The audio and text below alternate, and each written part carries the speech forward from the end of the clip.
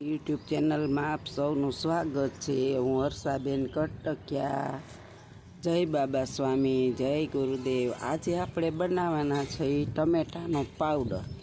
એને માટે મેં 2 કિલો ટમેટા લીધા અને વહેલું 5 વાગ્યામાં વિડીયો ન ઉતરે એટલે અંધારું હોય તો મેં મોબાઈલની લાઇટ ચાલુ રાખી અને પતિકા ટાઢો છાયો હોય ને ત્યાં કરી નાખ્યા। તડકો બહુ આકરો થઈ જાય એટલે તો તમે જોઈ શકો છો કે આ 2 કિલો ટમેટા મેં આવી રીતના સ્લાઇસ કરી અને સૂકવી દીધા છે અને સુકાઈ જશે ને 2-3 દીની અંદર ત્યારે આપણે આનો પાવડર બનાવીશું। આખું વરસ કે જેટલો ચાલે એટલો સ્ટોર કરવા માટે।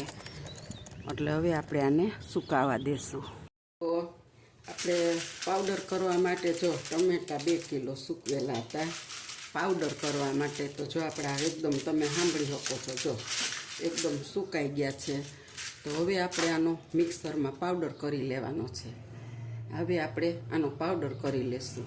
જો આપણે મિક્સર જારનો કુંજો લીધો છે એમાં હમાય એટલા નાખી અને આપણે આને પીસી લેવાનો છે।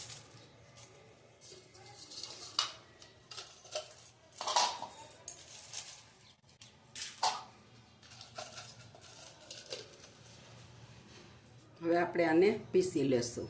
જોઈ શકો છો થોડો ભૂકો થઈ ગયો। હવે આપણે એમાં થોડાક કાચા ઉમેરી દઈશું અને હવે આને પણ પીસી લેશું। આપણે એટલો પીસી લીધો છે।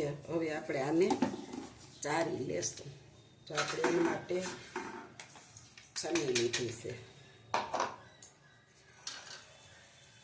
અને આને પછી નીકળશે એ આપણે ફરી બેન્ચમાં પીસી લેશું।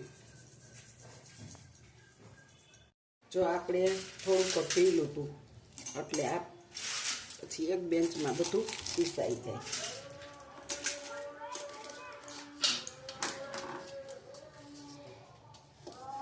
હવે આને પીસી લેશું। હવે આપણે આ છેલ્લા ચક્કર છે એટલા પીલી લેશું।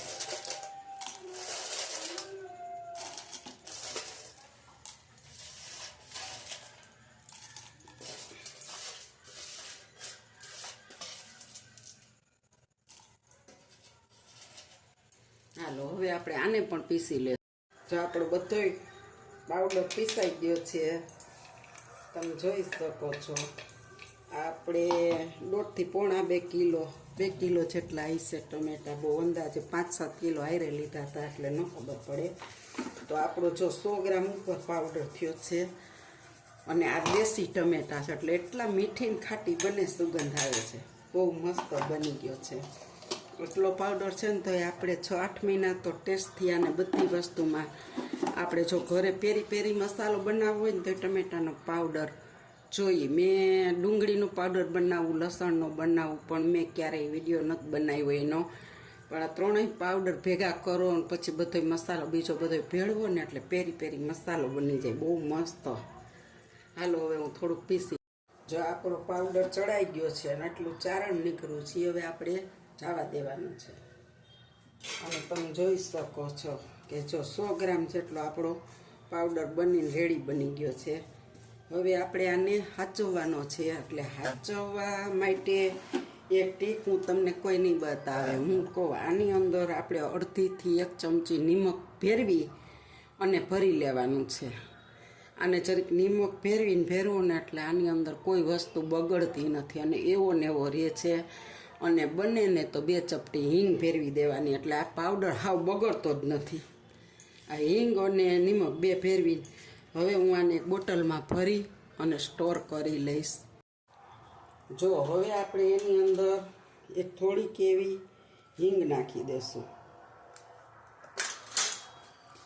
આ વસ્તુ સિક્રેટ છે અને આપણે આ 100 ગ્રામ છે ને તો આટલું નિમક નાખી દઈશું અંદર અને આને એકદમ મિક્સ કરી લેશું। એટલે આ 6 થી 8 મહિના તો કાંઈ થતું જ નથી અને એકદમ સુકાવા દેવાનું। અને કાચરી તો જો તમે સુકવશો ને તોય તમને એમ લાગે કે આ લીલી છે પણ હકીકતમાં લીલી નથી હોતી। આખું વરસ તમે રાખી શકો કાચરી ટમેટાની અને તળો ને ત્યારે સેજ એવી પોચી તમને એમ થાય કે આ તરાણ નથી, પણ એવી જ પોચડી પણ મોઢામાં મૂકો ને આ મસ્ત પાણી પાણી બની જતી હોય છે. જો આ મસાલો આપણો ટમેટાનો પાવડર તૈયાર થઈ ગયો છે, તમે જોઈ શકો છો.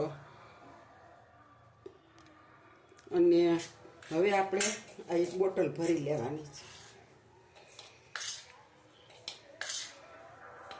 આ પાવડર આપણે વરસ દી વયો જાય તોય બગડતો નથી. હાલો, આપણો આ પાવડર તૈયાર છે.